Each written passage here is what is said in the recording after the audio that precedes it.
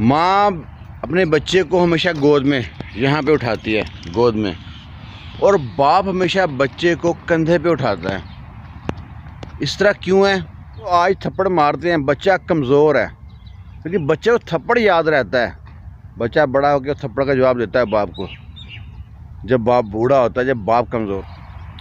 السلام علیکم، تو کیسے ہیں آپ لوگ؟ کبھی آپ نے سوچا ہے کہ ماں اپنے بچے کو ہمیشہ گود میں یہاں پہ اٹھاتی ہے، گود میں، اور باپ ہمیشہ بچے کو کندھے پہ اٹھاتا ہے۔ اس طرح کیوں ہے؟ کیونکہ ماں سوچتی ہے کہ جو مجھ کو نظر آتا ہے میرا بچہ بھی وہ دیکھے، اپنے برابر کرنا چاہتی ہے ماں اس کو۔ اور باپ ہمیشہ یہ سوچتا ہے کہ جو مجھ کو بھی نظر نہیں آتا، جو میں نے بھی نہیں دیکھا، یہ میرا بیٹا وہ دیکھے۔ ہمیشہ دنیا میں واحد شخص ہوتا ہے جو چاہتا ہے کہ میرا بیٹا مجھ سے زیادہ ترقی کرے، بہت آگے تک جائے، ورنہ ہر شخص تو جلتا رہتا ترقی کو دیکھ کے۔ اسی طرح ایک باپ بیٹے کی کہانی ہے۔ ایک بیٹا تھا تو بہت اچھا، لیکن تھا جنونی سا۔ کبھی اس بہن بھائی سے لڑ، کبھی ہمسایوں سے لڑ، کبھی ماں سے لڑ، کبھی ویسے ہی۔ وہ جو عجیب سا جنونی لڑکا تھا، لڑتا رہتا تھا، ہر ایک سے لڑ۔ تو باپ کو بڑی فکر تھی اس کی۔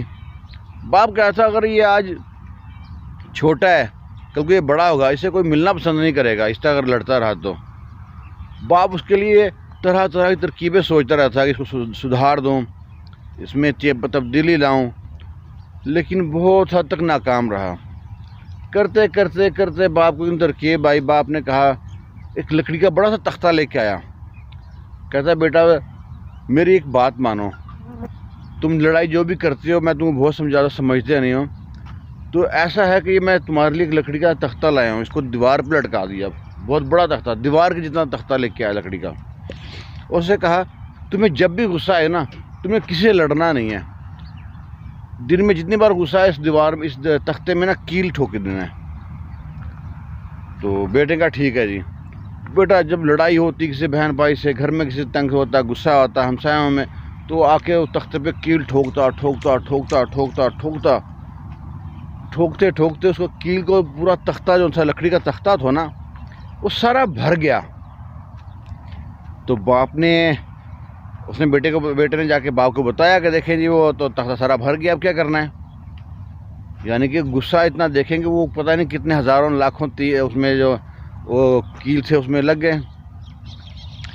تو باپ نے کہا ٹھیک ہے، اب ایسا کرنا ہے جب تم غصہ آئے نا، تم نے کیل نکالنے شروع کرنے ہیں۔ جیسے غصہ آتا کیل نکالنا شروع کرتا۔ پھر بیٹا بھی سوچتا یہ باپ نے مجھے کس کام پہ لگا دیا ہے، کیل ٹھوکو کیل نکالو۔ آخر سمجھتے کافی حد تک اس کو اس بات سمجھ میں آئی کہ مجھے یہ گائیڈ کر رہا ہے، سمجھا رہا ہے، تو لیکن ابھی تک پوری طرح سمجھ نہیں پایا تھا لڑکا۔ تو باپ نے اس سے کہا کیل نکالتے رہو۔ وہ کیل نکالتے ابھی وہ اس کا کیل نکالنے کی جو ٹائم تھا نا کم ہو گیا۔ پھر باپ کہتا ایسا کرو، اب تم نے ڈیلی ایک کیل نکال دیا کرو۔ اچھا کرتے کراتے اس کا اسی کیل نکالنے میں، ٹھوکنے میں پتہ نہیں کتنا ٹائم لگا ہوگا، کیل نکالنے میں پورا سال لگ گیا۔ 365 دن کیل نکالنے میں لگ گیا اس کو، ڈیلی کبھی 10 12 15 20، جس طرح اس کو غصہ کم ہوتا گیا۔ آخری دن باپ سے کہتا ہے ہاں آج سارے کیل نکال دیے، اور بچہ بھی نا بڑا خوش، ریلیکس، فریش ہو گیا۔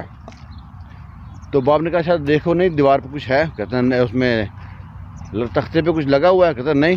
کہتا دیکھے تو صحیح، کیا دیکھ کے آیا؟ کہتا نہیں۔ کہتا کچھ باقی ہے، وہ کیل باقی ہے، کچھ باقی ہے؟ کہتا نہیں۔ پھر اس کو بیٹے کو ساتھ لے کے جاتا ہے، کہتا دیکھو تختے پہ کیا باقی ہے؟ کہتا کوئی باقی نہیں ہے۔ کہتا نہیں بیٹا تختے پہ نشان باقی ہے۔ تو وہ لڑکا کہتا ہے اچھا ہاں یہ تو ہے۔ تو باپ کہتا ہے دیکھو بیٹا یہ ایک تختہ ہے، لکڑی کا تختہ ہے، جن کو تم تکلیف پہنچاتے، جن سے لڑتے تھے، جن سے بحث کرتے تھے، جن سے بدتمیزی کرتے تھے، ان کے دل پہ کتنے نشان ہوں گے؟ یہ نشان تم مٹا سکتے ہو؟ نہیں مٹ سکتے۔ تو جو اگر کسی کا بھلا نہیں کر سکتے تو نقصان نہ کرو، کسی کو خوشی نہیں دے سکتے دکھ تکلیف مت دو۔ تو لڑکے کو باپ نے اتنے پیار سے اتنے طریقے سے سمجھایا، اس کا غصہ بھی کم ہو گیا اور سمجھ بھی گیا۔ اور ہم لوگ جوتا لے کے بچے پیچھے لگ جاتے ہیں اور اس کو جناب مار دھاڑ، بچہ بجائے سمجھنے کے مجرم بن جاتا ہے، کرمنل بن جاتا ہے۔ بچوں کو آج تھپڑ مارتے ہیں، بچہ کمزور ہے، لیکن بچے کو تھپڑ یاد رہتا ہے۔ بچہ بڑا ہو کے تھپڑ کا جواب دیتا ہے باپ کو، جب باپ بوڑھا ہوتا ہے، جب باپ کمزور ہوتا ہے۔ تو جو ہم دیں گے بینک میں، اگر ہم جو رکھیں گے تو وہی ہم کو واپس ملے گا، ٹھیک ہے؟ تو چاہیے کہ ہمیں اپنی صلاح کریں گے تو اپنے بچوں کی صلاح ہوگی۔